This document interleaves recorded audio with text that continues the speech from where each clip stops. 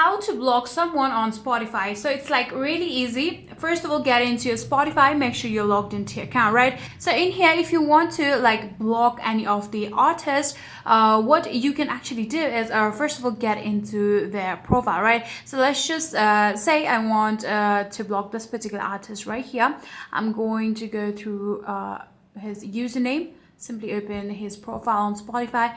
Now in here, simply tap on this three dot bar that you'll be able to see right here. You'll be able to see the option of don't play this artist. All you need to do is tap on it, and then you can now, like, you have now successfully blocked any of the music of this artist, but you cannot actually block their profile because they are the artist on Spotify, right? But if you want to block any of the user, you can absolutely do that. First of all, open the profile of that particular user.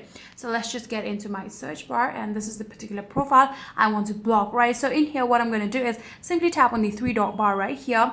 Then from here, you can see the option of block user. Simply tap on it, and just like this, tap on block one more time.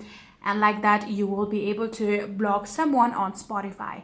If you guys do have any further queries, please let me know in the comment section down below. And that will be it for this video.